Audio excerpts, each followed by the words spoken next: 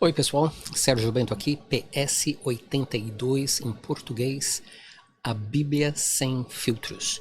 Mas nós não vamos falar agora nesse pequeno vídeo a respeito dos nossos estudos que estamos fazendo lá em Gênesis capítulo 1, mas nós vamos fazer um pequeno comentário a respeito do revival, ou o avivamento que já não é mais. Será que foi avivamento? Será que era uma coisa de Deus? Eu tenho visto alguns pastores brasileiros que vivem no Brasil tentando fazer comentário de coisas que estão acontecendo aqui nos Estados Unidos. Alguns pastores da Flórida ou pessoas da Flórida fazendo alguns comentários. Para que você tenha um pouquinho de conhecimento de quem eu sou e porque eu tenho um pouquinho de credibilidade para falar a respeito do assunto. Eu sou mestre em teologia. Vivo nos Estados Unidos por mais de 34 anos. Uau, não, 34. Uau. Então eu conheço um pouquinho a respeito da história desse país. Certamente eu estudei os avivamentos, os chamados Great Awakenings aqui nos Estados Unidos. Muitos deles tiveram muita loucura, muita doidura, que é escondido da história. E aí então tem esse negócio que aconteceu lá em Asbury University. Então, Asbury University é uma universidade que tem dentro dela também o que é chamado Asbury Theological Seminary. Então eles têm capela, um culto, uma vez por semana na capela deles. Aqui, onde eu estudei, no The Criswell College, aqui em Dallas, Texas, a gente tinha capela 3 vezes por semana e era um estudo profundo da Palavra de Deus, que os professores ou convidados especiais traziam. A gente não enfocava muito em música, era um Bible College, uma faculdade teológica, seminário teológico batista, fundado pela primeira igreja batista de Dallas. Então, eu tenho bastante aquele background a respeito de como as coisas funcionam nos seminários aqui e faculdades teológicas e tudo isso. Mas o que aconteceu lá em Asbury? Asbury é interessante. Vamos começar pelo fim, porque o avivamento já não existe mais. Não é incrível que, se é um avivamento divino, de repente os líderes da escola dizem assim: sabe uma coisa? Está sendo bastante inconveniente.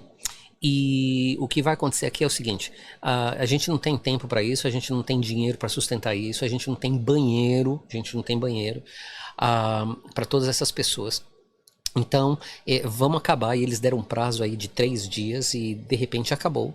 E ninguém, aqui nos Estados Unidos, ninguém mais ouve a respeito de Asbury. Ninguém fala mais a respeito. Assim, acabou. Então é interessante que como é fácil o homem acabar com o avivamento divino, né? Um avivamento de Deus. Porque possivelmente não foi um avivamento de Deus. Começou com alguns estudantes, e a brincadeira aqui é que eles não queriam mais voltar para as classes, então ficaram na capela orando, né? E aí então começou com eles e de repente acabou também com pessoas falando: aqui acaba. E acabou. Não existe mais nada. É possível, quando você olha os avivamentos do passado aqui nos Estados Unidos ou na Escócia, em outras partes do mundo, não foi exatamente assim. Não foi 13 dias, 15 dias, foram por meses, e Deus fazendo uma coisa assim extraordinária na vida das pessoas. Uma coisa que se tem falado muito aqui foi a falta da presença da Bíblia. Os textos que eram lidos, as palavras que eram lidas, é como aquela caixinha de promessa que você só pega coisa boa, entende? Só pega coisa boa. O Senhor é meu pastor, nada me faltará. Deus amou o mundo de tal maneira que deu seu Filho. Amém, aleluia. Os textos lidos era esse tipo de texto. Então, basicamente não tinha pregação da palavra de Deus. Era existia um controle mental muito, muito, muito grande.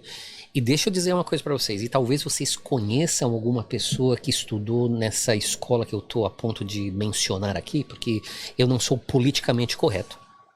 Então eu menciono nomes e tudo isso. Mas tem uma escola aqui nos Estados Unidos, aqui em Dallas, chamada Christ for the Nations. Christ for the Nations. Conheço essa escola. Não é uma escola que provê o bacharelado.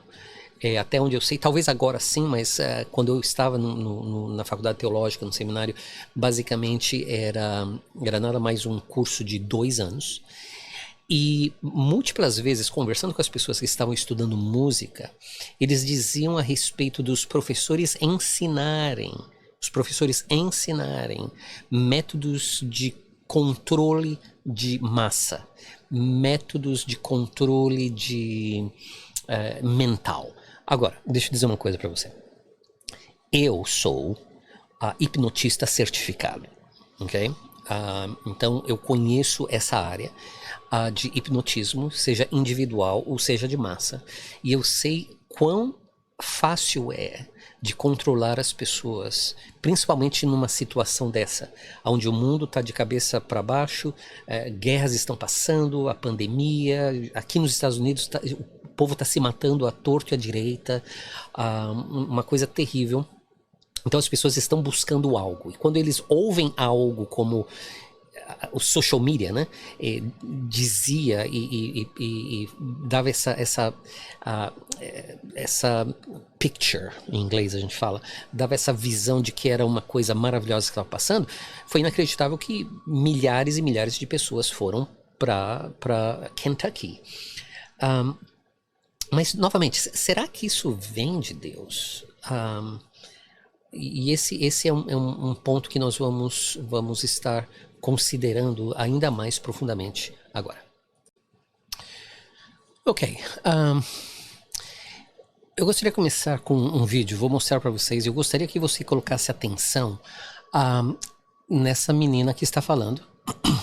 E, primeiro, essa pessoa, essa senhora que está segurando o microfone para essa menina. Ela vai falar um monte de coisa, sempre com os olhos fechados, ela está cheia de emoção.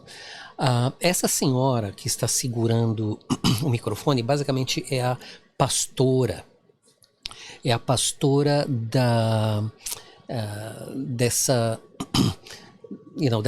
dessa capela especificamente.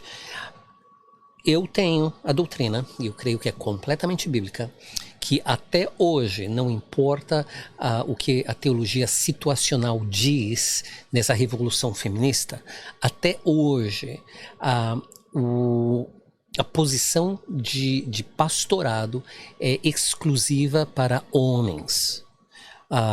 E a gente pode entrar mais em detalhe nesse assunto, mas se você quiser ficar no erro, o problema é seu. Então ela é a pastora. Não existe pastora, existe pastor, mas ela está lá apoiando esse suposto avivamento. Mas o que eu quero que você coloque atenção, mais do que isso, é à esquerda dessa menina. Você vê aquela mão que está assim, que tem uma blusa meio amarela, esverdeada.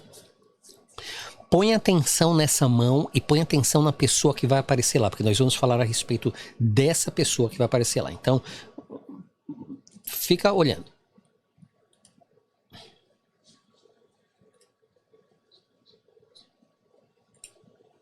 May they feel your presence in this very moment like they never have before in their entire lives, oh God. You are in this place richly. We can feel your presence like a blanket. It covers us all, Lord.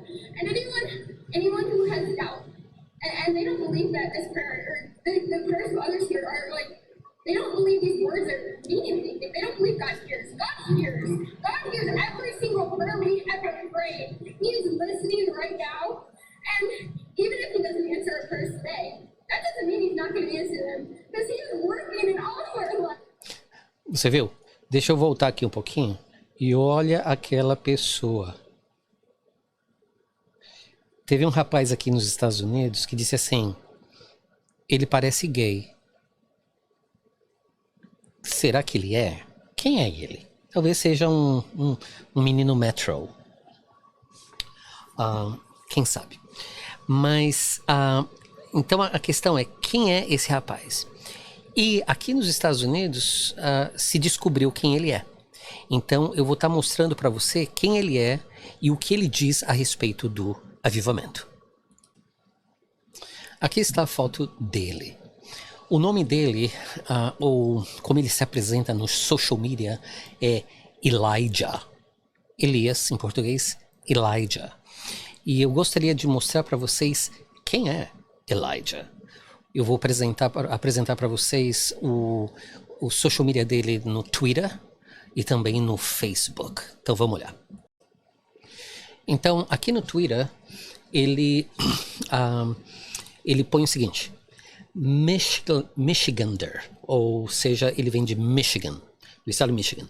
Ele é parte do Free Methodist, e CMC é uma associação dos metodistas que sim apoiam o movimento homossexual, LGBTQ, ou eu chamo as pessoas do alfabeto, e transgenders, e todo esse povo, transgressores. Aí você vê ali que ele também escreve que ele é Holy Leftist, ou seja, ele é parte do movimento da esquerda. Aqui nos Estados Unidos, o movimento da esquerda, como também no Brasil, apoia incrivelmente toda essa questão de gender, né, de gênero, que gênero masculino e feminino não são os únicos gêneros, e toda essa ideia. Aí ele diz que ele é um seminarista, seminarian, allegedly, ou seja, supostamente um seminarista. Aí ele diz uma coisa que é muito, muito, muito, muito, muito interessante, que ele diz assim, que ele é celibate, ou seja, tem um celibato, ou seja, ele é basicamente gay, não obstante ele não pratica, ou seja, ele não tem sexo com outros homens. Ele vive uma vida de celibato. Mas está em influx, ou seja, está em desenvolvimento, ok? Agora, deixa eu dizer uma coisa, antes de tocar esse pedacinho de vídeo aqui, que vai mostrar algumas pessoas que ele segue. A questão do Asbury University, em Theological Seminary, é que eles têm como doutrina básica o que é chamado de Wesleyan Holiness, também chamado Hyper Grace, ou seja, hipergraça, ou eu creio que em português se diria a doutrina wesleyana de santidade. Basicamente, e aqui eu estou dando uma ideia extremamente básica a respeito de Wesleyan Holiness, é que existem duas graças. A primeira graça é a graça da salvação. A segunda graça é uma graça que certas pessoas recebem essa graça. E de acordo com John Wesley, não somente certas, mas muitas pessoas, ainda que ele mesmo não creu que ele recebeu a segunda graça. Mas a pessoa que recebe a segunda graça é feita completamente santa ainda nesse mundo. Uma das coisas que acontece com a pessoa que é completamente santa nesse mundo é que essa pessoa, não importa o que a pessoa faz, ela já não peca mais. Aí vem a pergunta, mas será que a pessoa não peca? O que acontece é que até mesmo se a pessoa pecar no nosso juízo normal, racional do que é pecado ou não, dentro dessa doutrina, basicamente essa pessoa está tudo bem, não existe pecado, porque não importa o que ela faça, desde que ela seja santa, ela então não peca mais, então não importa o que ela faz. Então, quando diz assim, que ele diz aqui que ele tem o dom de celibato, é uma ideia também muito comum aqui nos Estados Unidos, que é assim, você pode ser gay e ser cristão. Você pode ser pedófilo e você pode ser cristão.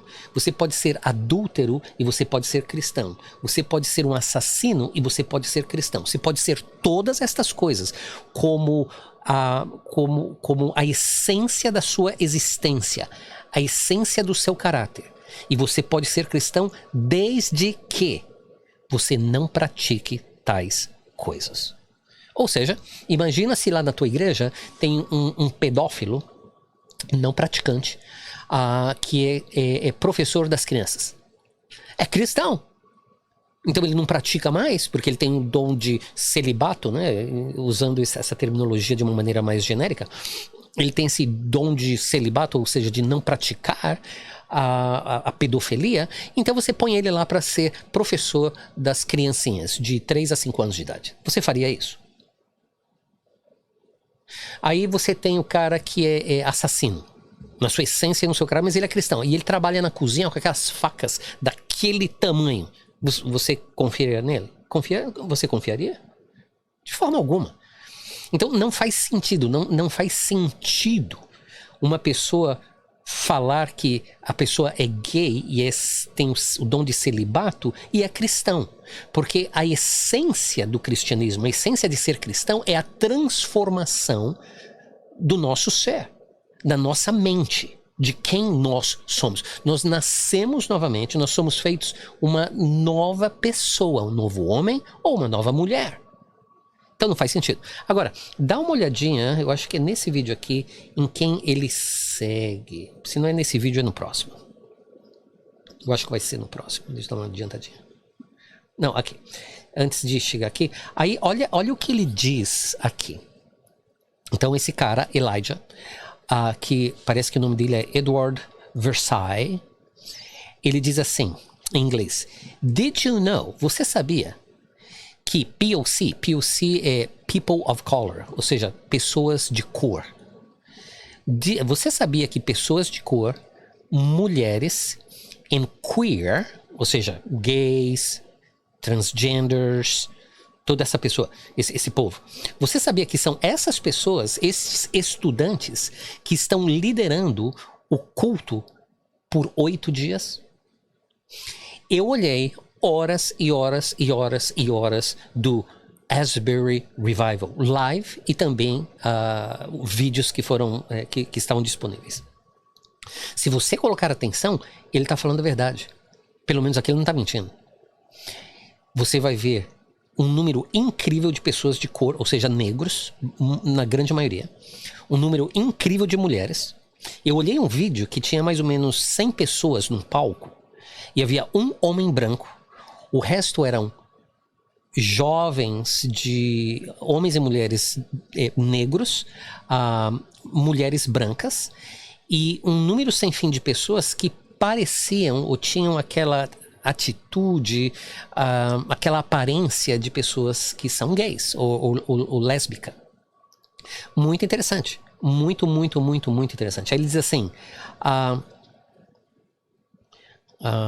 ele diz assim... Ambos corpos de estudantes estão se oferecendo diante do trono de Deus. Alguma coisa assim, né, tradução. Mas a principal parte é essa, é que ele afirma e ele confirma que people of color, ou seja, pessoas de cor, that's fine, branco, preto, amarelo, mulheres, ok, não vejo necessariamente um problema com isso, desde que a mulher esteja abaixo da autoridade do pastor. Mas queer, liderar o culto por 8 dias, vai nas horas e horas e horas e horas dos vídeos que estão disponíveis na internet, e você vai ver que basicamente o que ele está dizendo é verdade. Então, qual é a conclusão de tudo isso? Então a pergunta que nós temos que fazer é a seguinte: será que Deus, nosso Deus que é santo, que especificamente na palavra de Deus inspirou homens a escreverem coisas específicas a respeito da questão do homossexualismo, tanto no Antigo Testamento quanto no Novo Testamento? Será que esse Deus usaria uma escola como Asbury University e pessoas com uma visão da existência, da essência da existência humana tão distorcida como a gente vê no caso desse rapaz, que nitidamente estava lá no avivamento, que nitidamente estava na frente, e que então diz uma verdade muito grande, que são pessoas de cor, mulheres e pessoas que se consideram gays ou transgenders, ou seja o que seja. Será que Deus faria isso? Essa é a questão que você tem que responder. No meu livro, e quando eu digo no meu livro,